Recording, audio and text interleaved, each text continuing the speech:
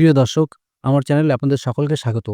আজকের ভিডিওতে পঞ্চায়েতের বিভিন্ন সার্টিফিকেটের আবেদন প্রক্রিয়া সম্পর্কে কিছু কথা বলবো। পঞ্চায়েত ইনকাম সার্টিফিকেটের জন্য কি আপনারা অলরেডি আবেদন করেছেন? সার্টিফিকেট এখনো কি পাননি? পেন্ডিং ফর অ্যাপ্রুভাল দেখাচ্ছে? এই ভিডিওটি শেষ পর্যন্ত দেখুন, সব উত্তর পেয়ে যাবেন।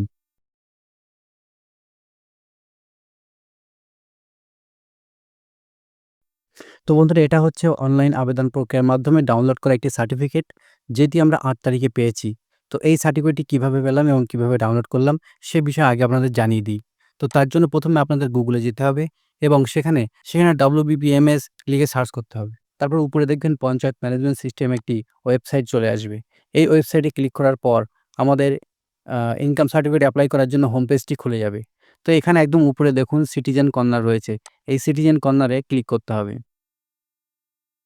সিটিজেন কর্নারে ক্লিক করার পরে একদম অ্যাপ্লিকেশন করার জন্য গ্রাম পঞ্চায়েতের হোম পেজটি খুলে যাবে। এখানে একটি অপশন আপনারা দেখতে পাবেন, application status and certificate download. আমরা যদি এই অপশনে ক্লিক করি তাহলে এখানে চেক ইউর অ্যাপ্লিকেশন স্ট্যাটাস, কিন্তু এখানে অ্যাপ্লিকেশন আইডি দিতে বলবে। কিন্তু যেহেতু আমরা অ্যাপ্লিকেশন আইডি জানি না, তাই জন্য আমরা ব্যাগে চলে যাব। ব্যাগে যাওয়ার পরে এই চেক বক্সে টিক করে আমরা প্রসিডে ক্লিক করব। তারপর যে মোবাইল নাম্বারটা দিয়ে অ্যাপ্লাই করেছিলাম সেই মোবাইল নাম্বারটা এখানে দিয়ে জেনারেট ওটিপিতে আমরা ক্লিক করব। তারপর মোবাইলে একটি ৪ সংখ্যার ওটিপি যাওয়ার পরে এন্টার ওটিপি, এখানে আমরা ওটিপিটা বসাবো। তারপর ভেরিফাই অ্যান্ড প্রসিডে ক্লিক করব। এবার আমাদের একটি সম্পূর্ণ ব্ল্যাঙ্ক পেজ খুলে যাবে। এখানে আমরা এপ্লাই করার জন্য এই ফর্মটি পূরণ করতে পারবো। যেহেতু আমাদের আগে এপ্লাই করা রয়েছে, তাই আমরা শুধুমাত্র অ্যাপ্লিকেশনের স্ট্যাটাস অ্যান্ড সার্টিফিকেট এখানে আমরা ক্লিক করব। করার পরে দেখুন আমরা এখানে ৮ তারিখে এপ্লাই করেছি এবং সার্টিফিকেটের স্ট্যাটাস দেখাচ্ছে রেডি টু ডাউনলোড। অর্থাৎ এই অ্যাকশনের জায়গায় ক্লিক করলে আমরা ডাউনলোড করতে পারবো। এবার আমরা একটু আগের স্ট্যাটাসটা আমরা দেখে নিই। আমরা যখন এপ্লাই করেছিলাম তখন ৮ তারিখেই এপ্লাই করেছিলাম এবং অ্যাপ্রুভ হয়েছেও ৮ তারিখে। তো সার্টিফিকেটটা এরকম দেখুন, সার্টিফিকেটের উপরে ডেট লেখা আছে ৮ তারিখ। তো এটা কিভাবে হলো সেটা আপনাদের পরে বলছি। তো সার্টিফিকেটটা আগে দেখে নিন। তো এই হলো সার্টিফিকেট। আমরা ৮ তারিখেই এপ্লাই করেছিলাম এবং ৮ তারিখে সার্টিফিকেটটি পেয়ে গেছি। এবার একটু নিচের দিকে আসলেই কিন্তু আপনারা এখানে ডাউনলোড অপশন পাবেন। সেখানে চাপলেই কিন্তু আপনাদের সার্টিফিকেটটি ডাউনলোড হয়ে যাবে।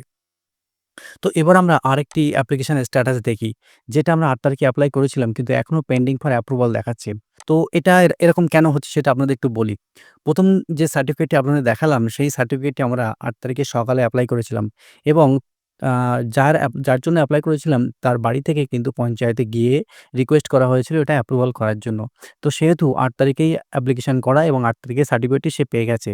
কিন্তু এই যে নেক্সট এখন যে স্ট্যাটাসটি আপনাদের দেখাচ্ছি, এখান থেকে কিন্তু কোনো পঞ্চায়েতে গিয়ে আবেদন করা হয়নি বা পঞ্চায়েতে গিয়ে কিছু বলা হয়নি। সে কারণে আমার মনে হয় এখনো পেন্ডিং ফর অ্যাপ্রুভাল রয়েছে। তো যদি কারো সার্টিফিকেট পেতে দেরি হয় তাহলে অবশ্যই আপনারা পঞ্চায়েতে গিয়ে একটু যোগাযোগ করবেন। তাহলে ওখান থেকেই কিন্তু আপনাদের সার্টিফিকেটটি অ্যাপ্রুভাল করে দেওয়া হবে। তো যদি এই তথ্যটি আপনাদের ভালো লেগে থাকে অবশ্যই ভিডিওটিকে লাইক করে চ্যানেলটি সাবস্ক্রাইব করে রাখবেন।